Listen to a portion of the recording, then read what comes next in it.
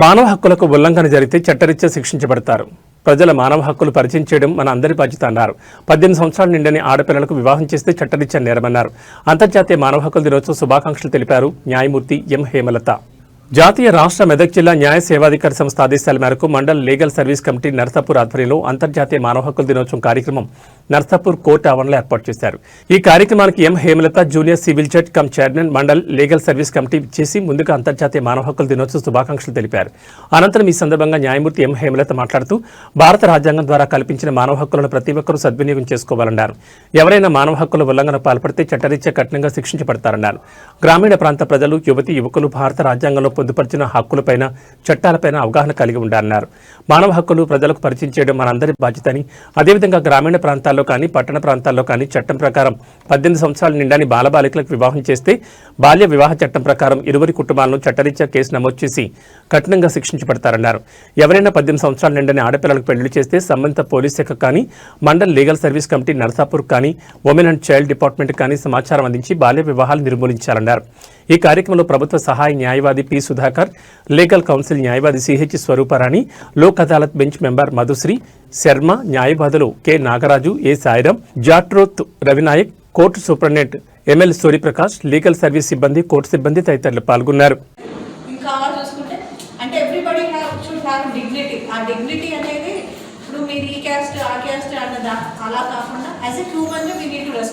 ప్రతి ఒక్కరికి డిగ్నిటీ అనేది మనం రెస్పెక్ట్ అనేది ఇవ్వాలి.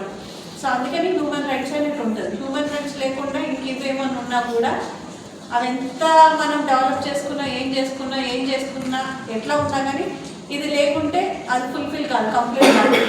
ఒక ఫుల్ ప్లేట్ మీల్స్ ఉంటే రైస్ లేకుండా మిగతా ఏమున్నా కూడా వేస్ట్ అన్నట్టుగానే హ్యూమన్ రైట్స్ లేకుండా మిగతా ఏమి ఉన్నా కూడా ఇట్స్ ఇన్కంప్లీట్. కాబట్టి మనతో పాటు మీకే కొంచెం నాలెడ్జ్ ఉంటుంది కాబట్టి ఎక్కడికి వెళ్ళినా ఇవి హ్యూమన్ రైట్స్ ఇవి ఉంటుంది. ప్రతి ఒక్కరికి ఇప్పుడు లీగల్ ఎయిడ్ ఎట్లా చెప్తున్నారో అట్లనే హ్యూమన్ రైట్స్ ఉంటాయి అనేది కూడా మేము వెళ్ళి ప్రతి దగ్గర చెప్పలేం కాబట్టి మీరే వెళ్ళి చెప్పాలి. సో అట్లనే district level state legal service ఏం చెప్పిందంటే ఒక 100 days ప్రోగ్రామ్ చేస్తుందండి సార్ బాల్య వివాహాల గురించి.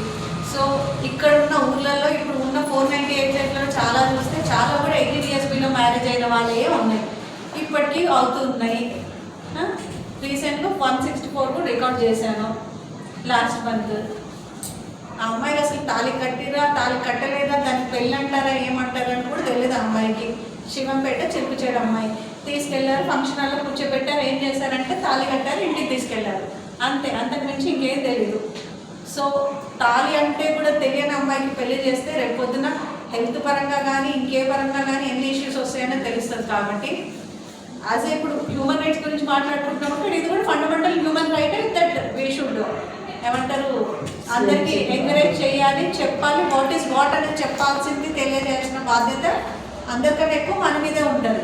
ఎప్పుడు ఒక అమ్మాయికి కానీ అబ్బాయి కానీ పెళ్లి చేయాలి, ఎప్పటి వరకు చేయకూడదు, మినిమం 18 years వరకు పెళ్లి చేయకూడదు. ఆ తర్వాత కూడా వాళ్ళ డెవలప్మెంట్ని బట్టి వాళ్ళ ఏమంటారు సంపాదించే కెపాసిటీ అన్నీ చూసుకొని whether eligible only age criteria తీసుకోవద్దు.